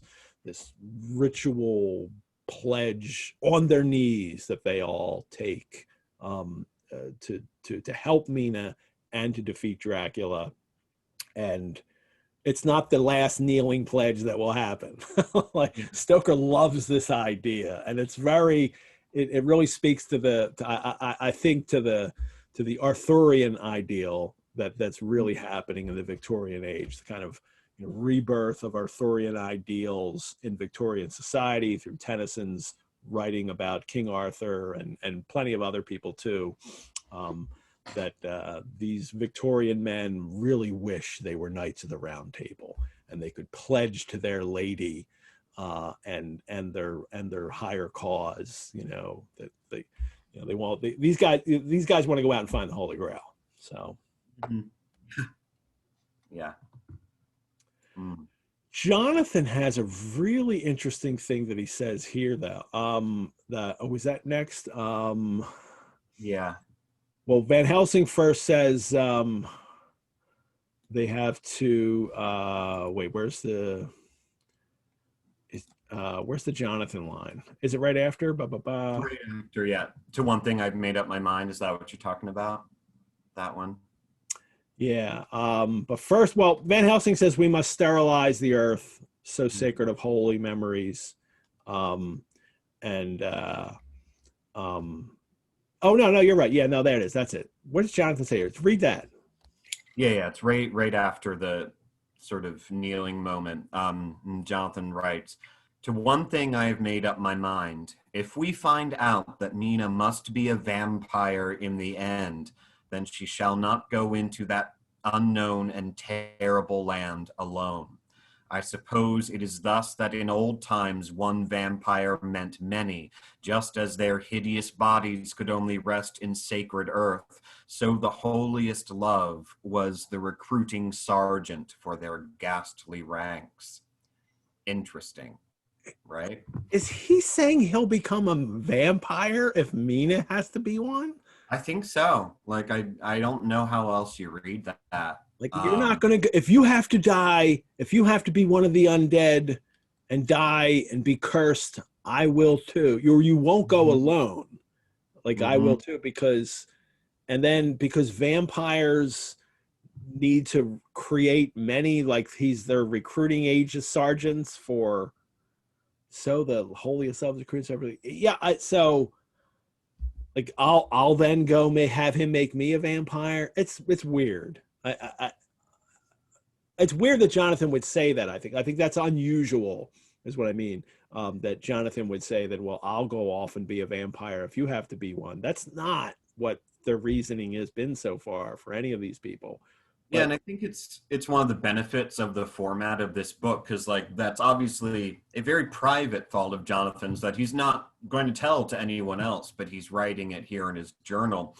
And I think it fulfills sort of what Dracula says earlier, that like, you know, your girls you love are mine already, and through them you and others shall yet be mine, my creatures. And Jonathan is absolutely saying exactly that. Like, well, I love Mina, and if she turns into a vampire, I'm going to go there with her. That's Dracula's plan right there. Mm-hmm. Yeah.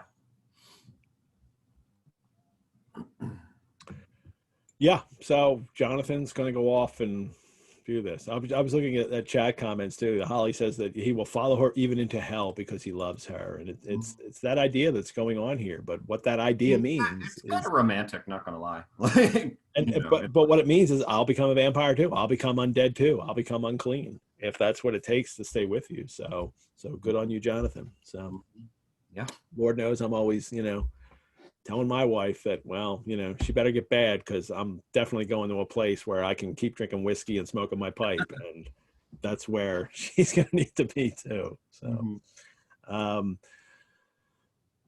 they have to, that Van Helsing says they have to go to, first they're going to go to Carfax, and they're going to sterilize the soil in the boxes. He says, we must sterilize this earth so sacred of holy memories that he has brought from a far distant land for such fell use. He has chosen this earth because it has been holy. Thus we defeat him with his own weapon, for we make it more holy still. It was sanctified to such use of man. Now we sanctify it to God. And what we have to remember is that it's holy for Dracula because it has been nourished with the blood of the Draculas. He has specifically said this, that it is earth that is, you know, filled with the blood of the warriors of his whole race. That's why it's holy to him. So it's not like there's degrees of holy, like, oh, you think that's holy, now it's really holy when I put the host on it. It's holy in a different way is really what they're doing. They're consecrating it to Jesus Christ. And for Dracula, it's holy because it is connected with his people, his race of Draculas, as he calls them. So it's off to Piccadilly. And I love the end of this chapter. Last night, I've written this in the train. Yeah. Again, call back to the beginning. Yeah, and a call back to the beginning of the novel that like Jonathan's writing on the train. Reminder of the immediacy of this story that's being told.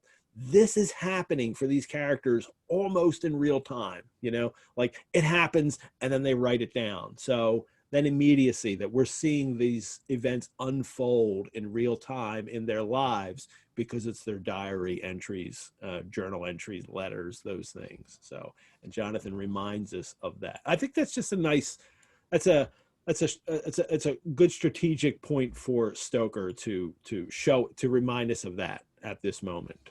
So, or at any moment that he reminds us of it. Mm-hmm. Here's where I want to share some notes. And I will start with this here. Some of the Stoker's notes for Dracula, which we house at the Rosenbach. This is one of the chapter outlines early on, and this one's even dated. This is March 14th, 1890, a very early breakdown of his book. Book one, he's got it broken down into 4 books here, 1, 2, 3, and 4. Transylvania to London, Tragedy, Discovery, Punishment. So he's even this overall conception of how this novel goes, and very play-like as well. This kind of maybe a 4-act structure here for him. And we've seen this before, and I pointed out different things. And today I want to go through not only this one, but a couple other outlines just to show the development or the way that he did wind up changing this over time. And let me make this bigger.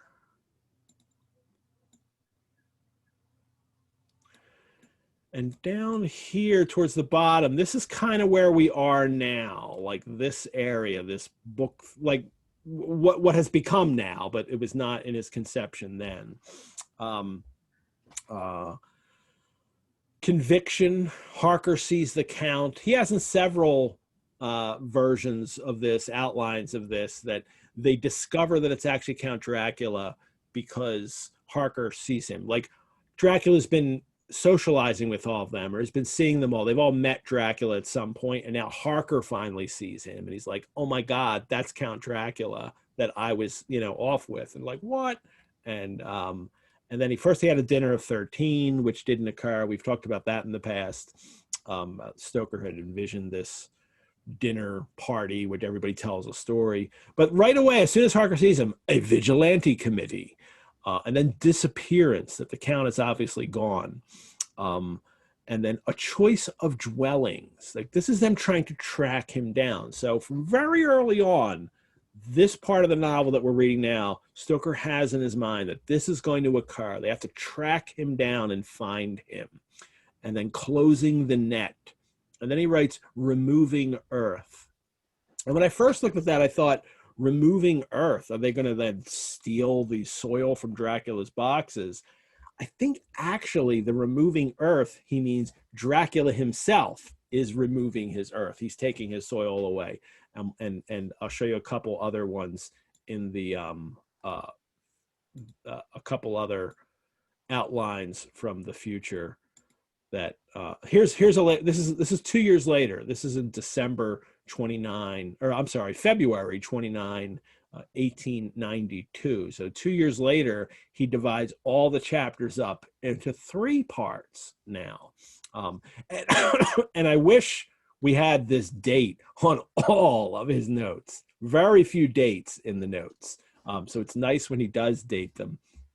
And here now he's condensed it. Now it's in 3 parts, 9 chapters each. So that makes for 27 chapters, right? 9 times 3, is that 27? Yes, 9 times 3 is 27. So the English major does math. But here it is. Secret Search, Count House, Blood Red Room. I wish we still had that. Then the Return of the Count. The Texan returns because the Texan, Quincy, was off in Transylvania. Harker recognizes Munich Man. Now here's how we have Dracula recognize it here, that still, even at this stage of early development, he still has this early section of the novel where Jonathan's in Munich and he encounters Dracula that you can all read about in the Dracula's Guest story that was later published. Vigilante Committee, Necktie Party. I'm sure Quincy would have come up with that term in the novel, that we'll have a necktie party and go and lynch Dracula. Is this Plans and Proofs? Is that what this is? Sorry, I need to check the notes. Yeah, Plans and Proofs. And then Disappearance of Count, again, Decision, and yeah, Filing the Documents, and then the Decision, and then, a Tourist Tale, then the last chapter, like maybe the Flyman and Texan, like Renfield's still alive at this point, like he hasn't disposed of him yet. He's got this tourist tale. He's got this idea that he's going to finish the novel with this tourist tale in Transylvania. Like somebody winds up telling the tale at the end of how this all finished. But I'm telling you, filing the documents is not a way to end an adventure novel, or even like the penultimate moment should not be filing the documents. So he needs to continue to develop this this plot. And here's we don't know when this is. This one's undated, but this is part of the chapter. So now he's finally just gotten into very quick scribbled chapter, titles, what's happening in this chapter as he goes down here. And here we have at the ending is, this gets harder to read because he's clearly just scribbled it down quickly. But it is tracing the criminal, the professor speaks, Mina on the scene. Oh, what a great title. And it just shows that, that Mina on the scene, like that Mina is in the action, maybe. Mina is getting things ready for these guys. I just like the idea that in his head, he was thinking Mina on the scene. That's a great title for a chapter for this. Recognition of the Count, and then shipping the Earth. This is why I think that here's shipping the Earth, and then back to the castle. I know this is really hard to read. That is, scholars have thought that this word is shipping. This is the Earth. It makes sense when you look at his other outlines, and that removing the Earth, and this is what is meant by removing the Earth, is that Dracula is now sending the Earth back, and then back to the castle, and then we get the traveler's story again here in Transylvania. But I love this Mina on the scene, and then Mina is central to developing this pursuit of Dracula. And then here's another late one, but it's still not so late that that this doesn't change. And this one is the last 7 chapters. Van Helsing shows diaries to Seward, blah, blah, blah. I want to get to a little later, though, in that when it's, here it is. No, it's Harker and Mina arrive. Mina undertakes to typewrite Seward's phonograph, So Mina's organizing now. Mina's on the scene. Mina's involved here. Letters and documents got by Harker. Van Helsing tells the story, which Mina has arranged, and tells of vampires. In want of a clue to whereabouts, search Essex House. Flyman escapes. And the Essex House is Carfax. Seen in public. Look at this. Seen in public. Dracula and Flyman. In public. Does that mean in outside? Like in the public? Or does he just mean amongst the characters there's a scene? Because he has this test of sanity thing where Dracula cures him of sanity. But maybe there's something even more going on here, that there's going to be some public scene between the two of them. Meet with Dracula, and tries the tomb, shipping the Earth. Again, here it's shipping the Earth, Transylvania pursuit, Transylvania at the castle, wolves at sunset. So this is actually the end then. Yeah, with the exception of that Flyman escapes and seen in public with Dracula and the Flyman, this is the way the novel kind of ends here. Now it's not just this Transylvanian, this tourist tale of something that happened in Transylvania that they witnessed, but now they're actually pursuing him, wolves at sunset. That's the way this novel ends. Well, it's actually gypsies at sunset, the Romany people he has help him at the end. But again, in this also, Harker and Mina arrive. Mina undertakes to write. Mina has arranged the story. And then the other one was the Mina on the scene. As he's developing the story, Mina becomes more important to him as an author. She is the one that is going to really help the men solve this. And the Mina on the scene line is the real key for me, as I've just said it like a dozen times. That it's not just us seeing this character, that Stoker has intended this character to be really central and important, and not just as important as a victim, as an unclean person that the men must save, but she is an active participant and is involved in the events as they go along. So, and is the reason why we have this record that we have. Yeah, so Mina put it together. So I mean, and if there's an editor of that who put these documents in order, she's the most likely person that actually did it at the end. So not any of these, men involved in this. Mina is the most likely editor of this novel. So, all righty. We are in Piccadilly at 12:30 o'clock. And the Oh, this is when Arthur says, Quincy and I will find a locksmith, and Arthur, you shouldn't, or Jonathan shouldn't be involved. And Jonathan's like, well, I want to be in the danger. And, and Arthur's like, no. You're the lawyer. We don't want to have any issues because, legal issues with you, because we might need you as a lawyer. You don't want to get in trouble here at this point. And then he has that great line, my title will make it all right with the locksmith and with any policeman that may come along. So Arthur using his lords can do anything they please card. So they have the ultimate get out of jail free card, right? I'm a lord. So you have to let me do this. So, and they need it. And they really need that at this point.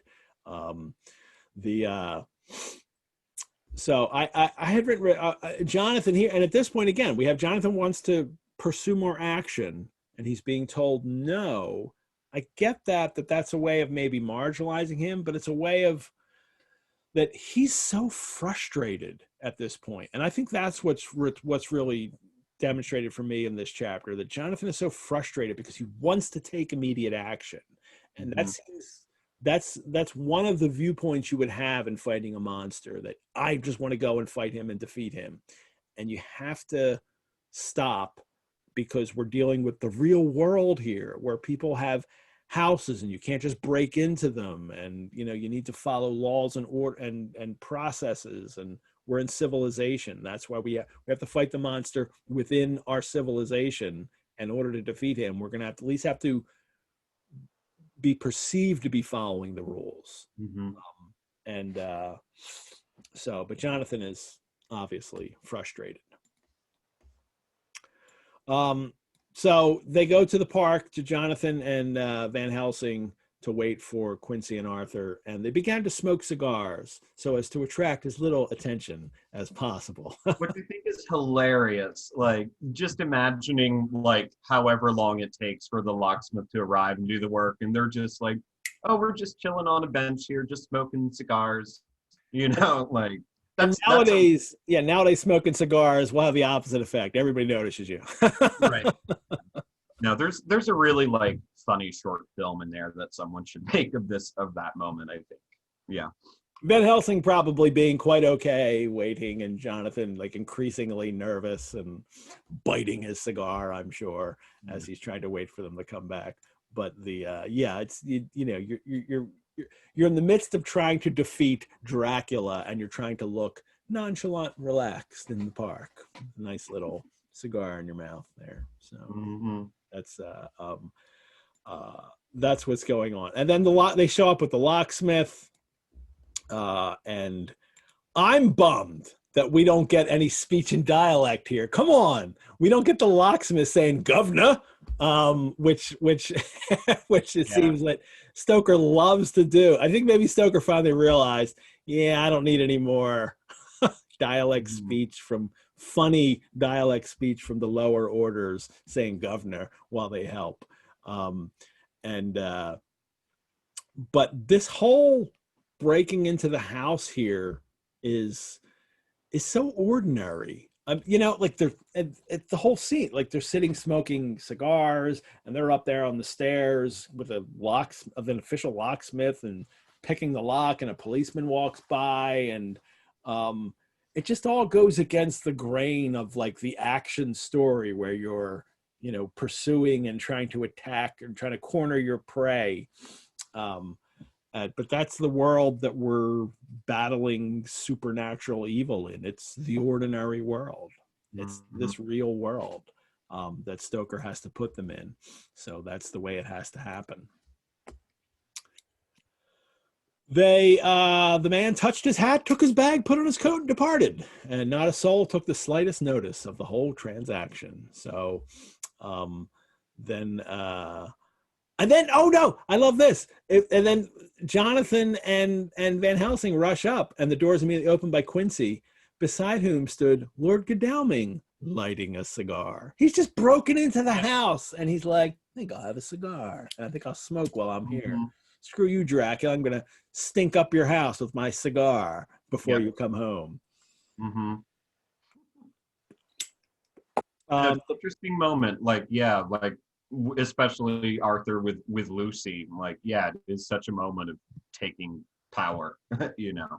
Yeah, I think you're they absolutely. are. They're relaxed. They're in charge. They're owning this moment. They can be here, and Arthur especially. Like, I'm the Lord. I can do this. I can smoke a cigar in your house. I can break into your house and smoke a cigar in it. You're in my world now. Yeah. The place smells so vilely, says Arthur.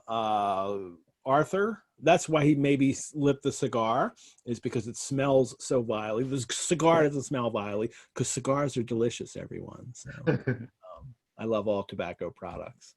The and so I hadn't noticed that before. That's perhaps why he lights a cigar. This place reeks. I'm going to light a cigar to make it smell better. Smells like Carfax. And then they find boxes there in the dining room, which lay at the back of the hall. We found 8 boxes of earth, 8 boxes only out of the 9, which we saw. Is that correct? No, is that true? Yeah, I wondered about that too, like tracking those numbers. Is That's that a not something. typo? What does this text say? 22. Like the text I'm reading there is that I'm reading on the show is always from the Project Gutenberg, which is the American text of this. But sometimes it even has typos. But I wonder if this is a typo in and of itself. We found 8 out of the 9, which were so, I don't understand. I'm a little. He says, 8 out of the 9, which we thought our work was not over and would not be over till we had found the missing box. They're looking for 21 boxes, right?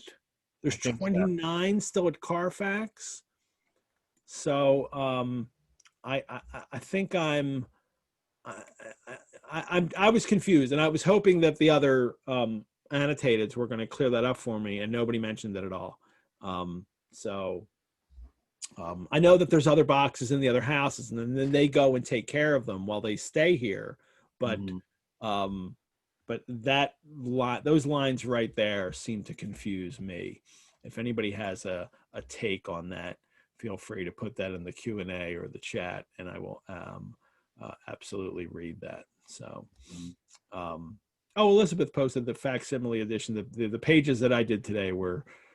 Oh no, she said the pages for other people, maybe for something. So the train timetables, maybe.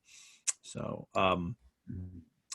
anyway, but this is their job. They have to find the boxes and prevent him from using those boxes. This is how they corner him. That if he can't use any of his boxes, then they can, attack and destroy him.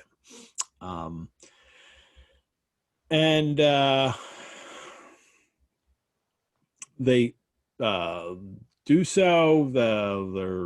They keep secret in there. They keep away from the windows. And this is the very last paragraph. Read the last paragraph. Awesome, great. After a cursory glance at the rest of the rooms from basement to attic, we came to the conclusion that the dining room contained any effects which might belong to the Count, and so we proceeded to minutely examine them. They lay in a sort of orderly disorder on the great dining room table. There were title deeds of the Piccadilly house and a great bundle, deeds of the purchase of the houses at Mile End and Bermondsey, note paper, envelopes, and pens and ink. All were covered up in thin wrapping paper to keep them from the dust. There were also a clothes brush, a brush and comb, and a jug and basin, the latter containing dirty water which was reddened as if with blood. Last of all was a little heap of keys of all sorts and sizes, probably those belonging to the other houses. When we had examined this last find, Lord Godalming and Quincy Morris, taking accurate notes of the various addresses of the houses in the east and the south, took with them the keys in a great bunch and set out to destroy the boxes in these places. The rest of us are, with what patience we can, awaiting their return or the coming of the Count. One thing that I love about the description of what they find in the dining room of Dracula's house here is that it feels like to me one of those moments where sort of the specter of Jack the Ripper hovers over this book a little bit, because it's almost like what the Whitechapel police dreamed they'd find, that they would search some abandoned house and they'd find the Ripper's lair, and they find in this dining room like a basin with bloody water, and like it just seems so a flavor of Jack. Yeah. I hadn't thought of that. That it is. This is like an investigation, and they're they found the murderer's lair, and they find all his stuff, his title deeds, his checkbook, and envelopes, and pens and ink, and they're even covered with paper to keep the dust off them. So Dracula's taken that care. But that bloody basin as well, that reddened as if with blood, which I really like, which we can assume is Mina's and his own blood, as he has, this is just the next day, so it must be her, and his own blood, or it's from a previous feeding of something we don't know about, but I don't think so. It seems like Stoker wants us to believe that these are the only feedings that he's done, even though he's hinted at he's followed a young girl earlier in this novel, that the only ones we get are Lucy and Mina. And this must be from Mina, this blood. But also the clothes brush. Brush and comb.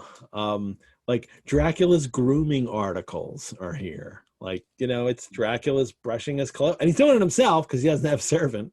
And he's brushing his own hair every day. I have to clean up and do this stuff. It's very ordinary things that Dracula has to do, that you don't think of the mastermind villain having to do, like at the castle, making Jonathan's chicken paprika and making his bed.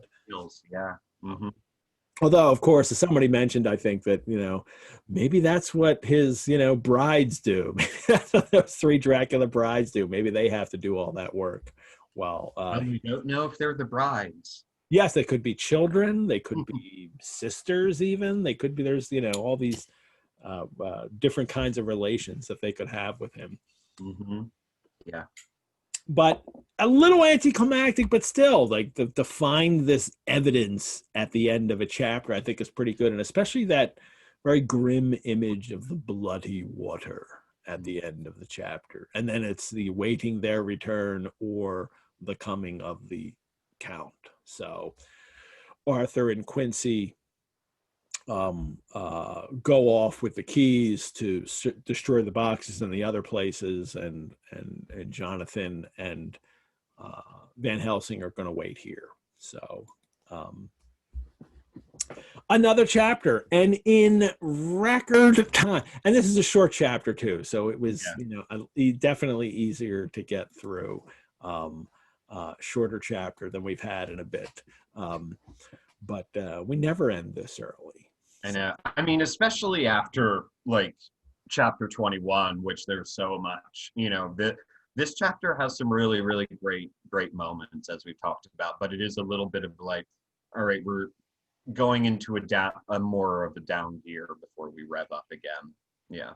For the pursuit, and this novel really, I think, picks up pace. I've heard all kinds of reactions about this novel, about how everybody agrees kind of the beginning is, most people agree that the beginning is very exciting and drives forward for those first 4 chapters of Jonathan in the castle, and then where a lot of people lose this novel is the kind of back and forth with Mina and Lucy, because everything changed, like the whole pace changes in that beginning whippy. But then Dracula's there, and it's I think for me, Stoker kind of inserts himself enough, but inserts enough exciting plot at different points to propel it forward.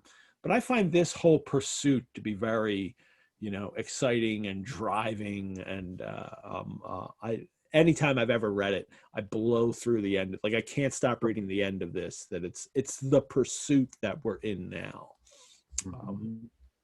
So, and they're going to get him. Don't worry, everybody.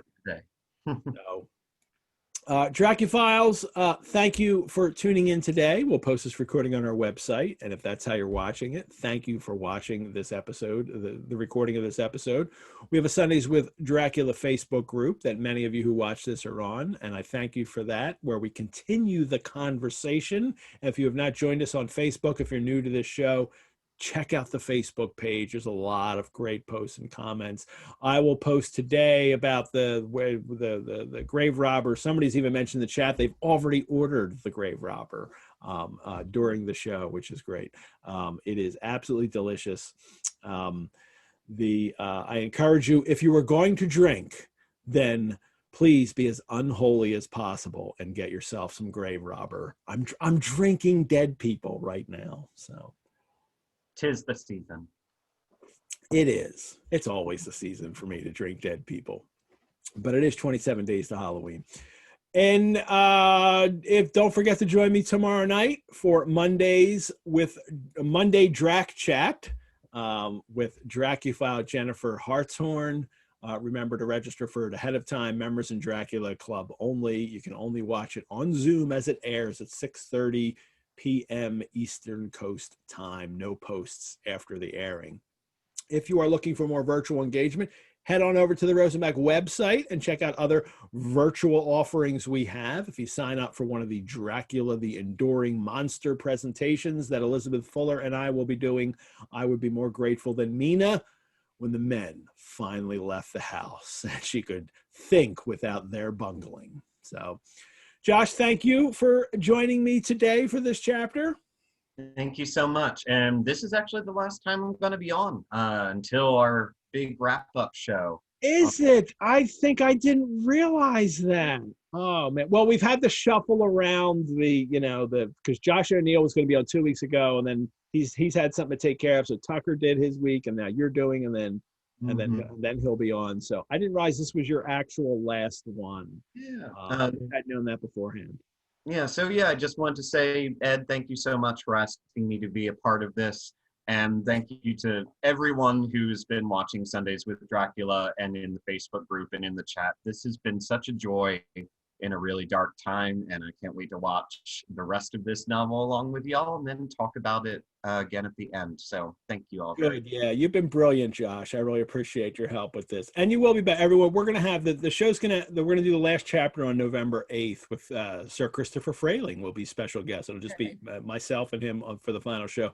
But then on November 15th, the following Sundays, we're going to have a wrap-up show with all of the co-hosts and myself. So you will all see Josh again talking about Dracula for our final wrap-up program. Next week on Sundays with Dracula will be my co-host will be Josh O'Neill, creator of Dracula, The Evidence for Beehive Books. We'll talk about Chapter 23, when the male division, at least, of the Vampire Hunter team corners Dracula, and the Count gets off a really sick burn. I love what the Count says to them in the next chapter. And we also get the start of the mesmerizing of Mina in the next chapter, which is really cool. Once again, we will be played out by Tucker Christine's pleated gazelle song, Storm into Whitby. Farewell, everyone. And in the words of Count Dracula, go safely and leave something of the happiness you bring. And thank you, Tamworth, for my grave robber. There's Mina. Here's Mina, everyone. There's Mina to see us off. Good timing, Mina. Mm-hmm. All right, everyone. Thank you so much, and farewell.